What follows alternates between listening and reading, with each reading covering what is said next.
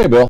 Going to go over data from Saturday in the 23 car at Pit Race. I have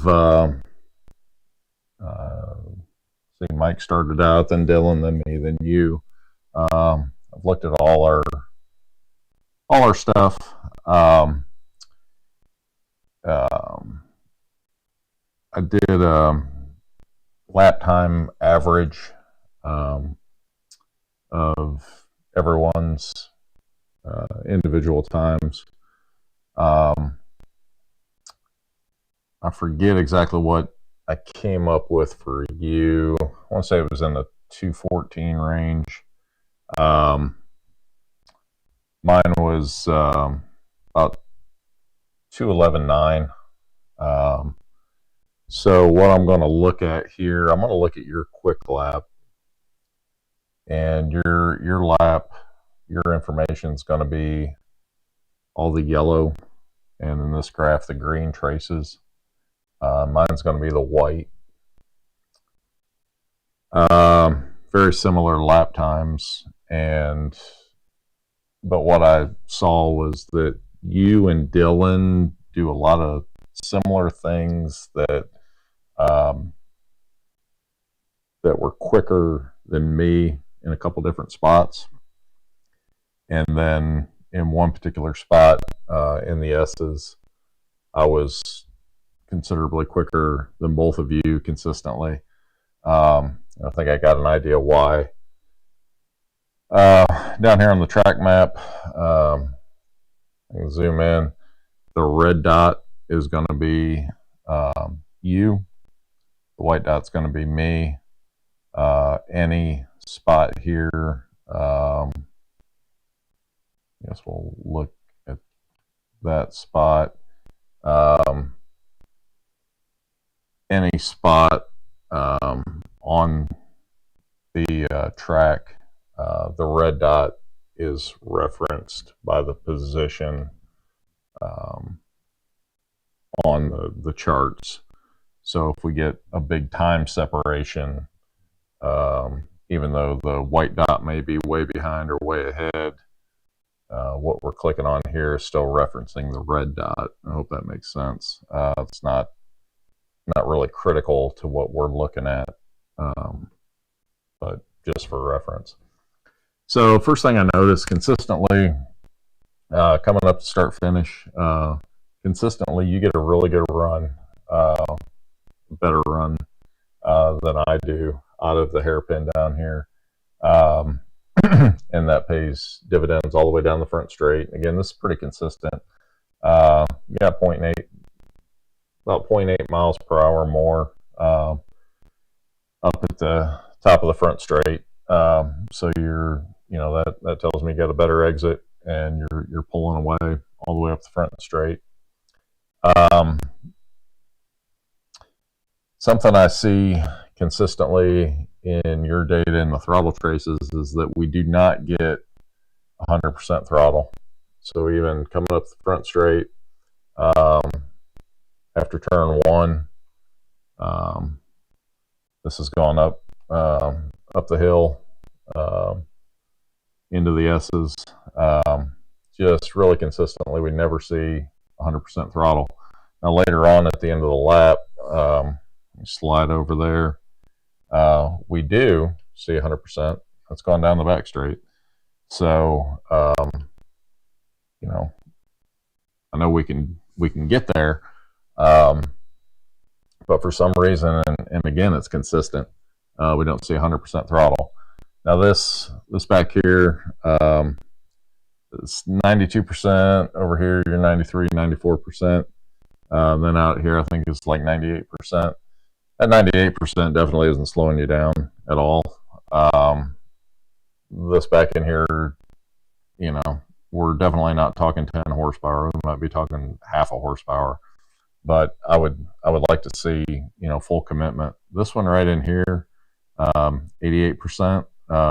Yeah, maybe that might be giving up a little speed there, and we see that in the speed trace up here too, where there's a bigger division there. So that's the first thing that stood out to me, is just being able to commit to full throttle.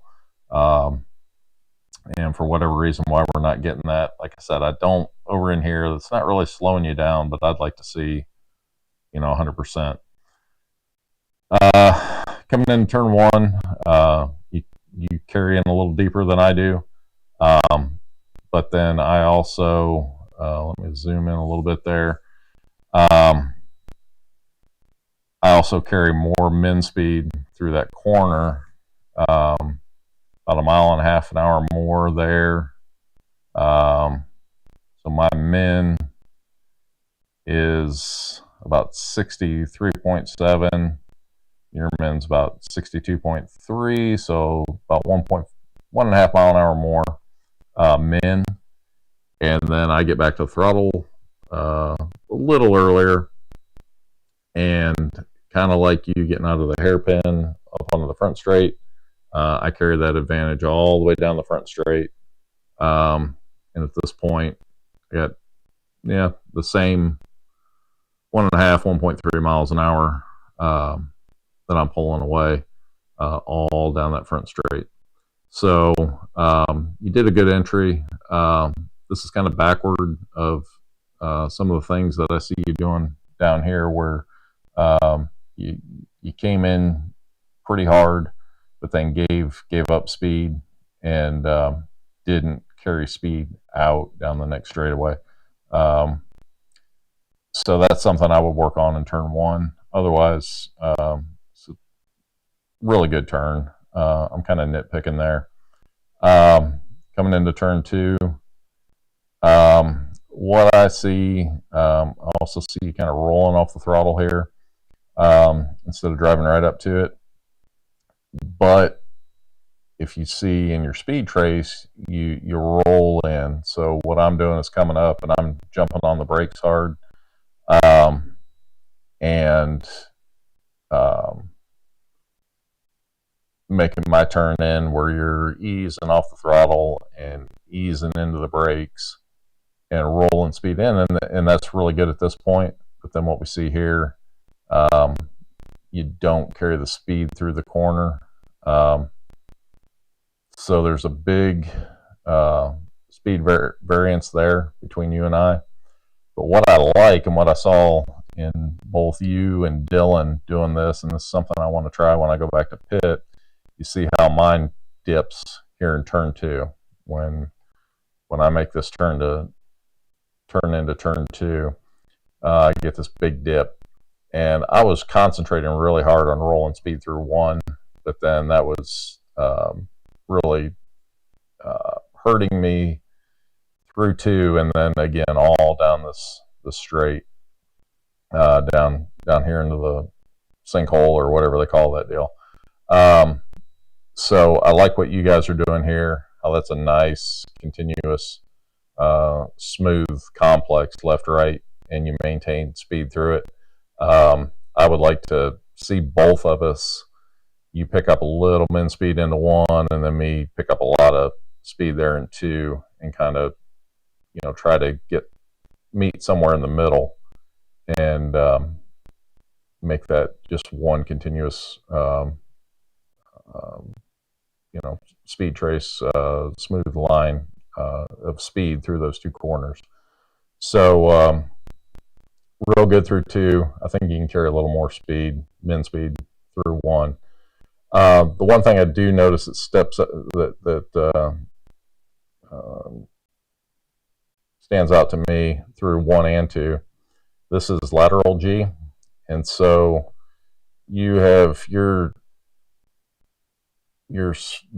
G's are spiking, so you're doing something pretty abrupt with the steering wheel. I would like to see a smoother trace. See how my lines there are a little smoother, and then you see it here in two as well, where you're jerking it back to the right. I'd like to see a little smoother.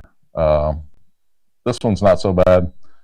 This, where you got that big V, I'd like to see a little smoother line there. So we start going down the hill, and I drive it a lot deeper. I think I figured out this is about 100 feet difference between where we get off the throttle, where we fully get off the throttle, and then just a little lack of commitment here, where you're easing off the throttle, easing into the corner. Like see, drive it down in there a little harder. That said, again, consistently, you and Dylan both. You see here at the apex of minimum speed portion of this corner, you're carrying more speed. You're up on me almost 2 miles an hour at the min speed, and then you see how that plays out all the way down this next straightaway. To the point that I'm not sure what I did here. If I kind of bulked the shift, it looks like, yeah, I stabbed at it. I must have missed a shift there, because you see how I stabbed at the gas twice. But even before that, you're up over a mile an hour, so you're pulling away from me all down that straight. I really like the way you get into this first right-hander, and you see that in the speed trace there. I really like that. You're rolling speed in. I would like to see you run up harder on it and not ease out of the throttle, but I can't discount what you're doing as far as rolling speed through, and then especially your min speed. You're killing me, and I saw this again. I see this again with you and Dylan. This first corner, and I felt like I was getting through there pretty good, but you rolled really good speed through that corner. And when you look at your G trace, lateral G, it's a smoother deal. It doesn't have that abrupt dips, kind of like I did back here, right? So I like that. You're pulling more G because you're physically going faster. So really good job there. Now we're coming up, running through the S's, and this is what I saw consistently again with you and Dylan, where I would pull a gap on you guys through that last left-hander, and I was able to just roll speed through over the top of that corner. I think what's going on there is that that corner, it's blind. It's got a blind entry, blind apex. The track falls away. What I would suggest to both of you is what I think is going on, and why you're giving up speed there, why you're slowing down, is I'm guessing it's a lack of reference point and a lack of confidence in that corner, due to the fact that you don't have a good reference of where the turn in is and where the apex is. And for corners like that, and we got the same thing up here in this right-hander leading out onto the back straight. This one's really tough. I always struggle with it. For corners like that, where you got a blind turn in, blind apex, what you really need to do is look up on the horizon, and there's all kinds of trees and things back here. There might be a flag stand. Pick something permanent, not like a corner worker's car or something like that, that could be moved. But find a tree and use that as a distant reference for your turn in, and then as you're turning in, you're going to want another one for an apex point that you want to drive toward.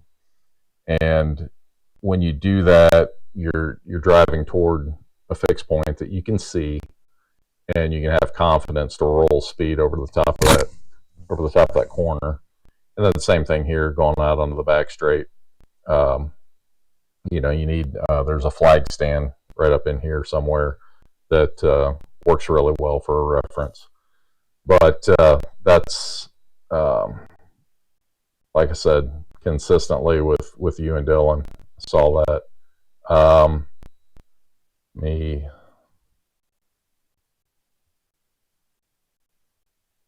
So this is time slip, which will show the difference between our lap times. And so at this point right here, I was up 0.6. That's not right. You were up 0.6 on me. And then by this point, I'm up 1/10. So almost a half a second difference through that, just that one corner. Okay, so it's really big, and you can see you had a really good first corner in that S's complex, and from the time I missed the shift to there, you put over 0.3 on me. So, you know, good job. And that continued to grow up through, you know, the first 3 corners of that complex. But once we got to that last left-hander, like I said, there was a half second in there. So that's something to work on. And you'll get those corners at a lot of tracks. The right-hander that leads into Thunder Valley at Mid-Ohio is a good one for that. If you ever go to Groton, I think every corner at Groton has a blind turn in. You know, so getting comfortable with having those distant references will really benefit you really anywhere you go. You got through this next complex out onto the back straight really well. I pull a little bit on you through that corner. Got about 2 mile an hour more min through this right-hander, and then you see how that pays off, you know, all the way through. And then again, almost 2 miles an hour over the top of that corner. Again, that blind corner. Roll speed through there. And then down here on the back straight, I'll critique it, but when you look at from the time you left off the throttle there, we got a differential of less than 1/10 to the time I let off the throttle. We're a little over 1/10. It's 0.09. So, you know, staying in it and running hard all the way up to that corner, you know, it's not gaining you much. Okay. I'd still like to see you stay in it, run it all the way up, but you know, again, it's not gaining you much. So one thing I would say that I'd like you to try, let me zoom in on this a little bit. Come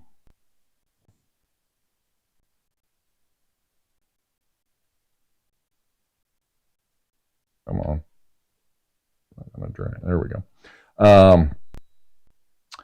So when you come across this, this right-hander here,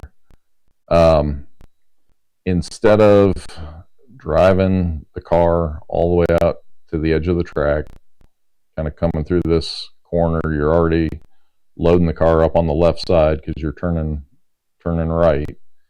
And then when you get here, if you're going to square the car up to the edge of the track and then brake, you're really putting a lot of load on that left side, and then stand on the brake at the same time. It's easy to get the car squirrely, right?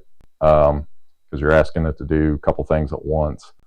What I'd like to see you try, instead of driving all the way over to the edge of the track, squaring it up, and then hitting the brakes, kind of come at this corner a little bit at an angle and do your braking in a straight line and allow the car instead of driving it over, turning and braking, just drive up straight in a straight line, then on the brakes, and allow it to track to the left, to the edge of the track, under braking in a straight line. I hope that makes sense. And then as you start to release the brakes at turn in, you open up the corner because you've tracked out to the left before the turn in. I hope that makes sense. In doing it that way, you're just trying to not get the car to do two things at one time. So again, a little min speed. Like to see you carry a little more min speed right there at that turn in. But really, from there out, you do a really good job. And again, this was consistent. You get off this corner really well, and as you see, it's paying dividends down the straight. You're up 1.7 on me at that point, almost to start finish. So you're pulling on me all the way down that front straight. So good job on that corner exit. I'm really kind of mystified what you're doing differently, because you look at the throttle trace, we're picking up the throttle at the same time. I don't know if I've got it kind of bound up. I don't know. Look at, I mean, G trace is really similar. I'm not sure what I'm doing there that you're not, or that you're doing that I'm not, but you definitely roll it off that corner better than I do. So good job. Overall, I think good work. The lap times, if you look, I've got most of your lap times grayed out. Let me include them all and then go over here to times. And so this is going to be all your times down here. 220.9, 218.9, 225, 225, something probably happened there on both of those laps. 14.6, 18.3, it's up and down. There's a 20. There's some 14s you string together, some 15s, 14, 13, and then we got the 11 here. I would like to see this more consistent. That's that's the one thing that I would really like to see. We can nitpick braking points and corner min speed and stuff like that, but I'd like to see the consistency come back or be installed in the first place. I'm guessing a lot of it might have to do with traffic and how you're negotiating traffic, and I'm guessing you're being too nice. For reference, I'm gonna exclude all yours and I'll bring mine in. We can look at those.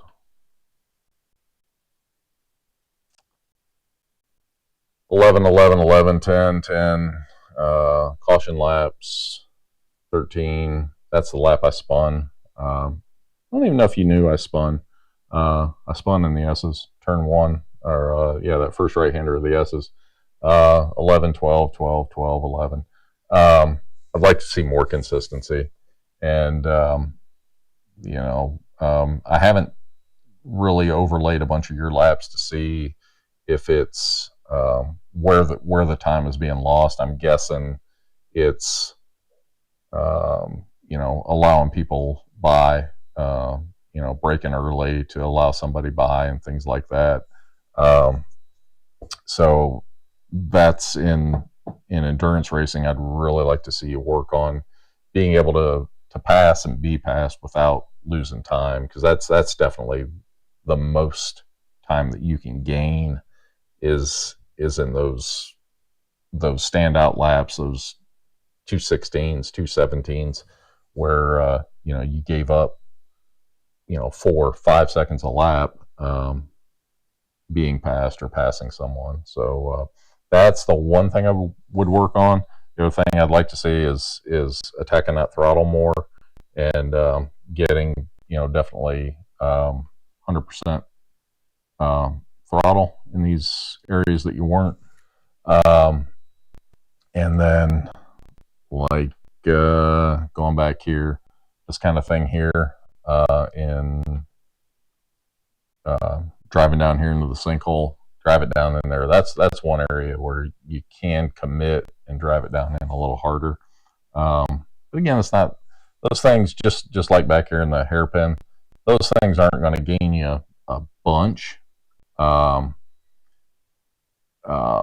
That's not going to be worth near as much as rolling that min speed through these corners and concentrating on that. But it's just something I think it's just good form to be able to drive the car hard down into a corner. So yeah, those are some things to work on. Let me know what you think and how it all sounds and how the presentation is. If you got some critique, that would be great. Take care, man.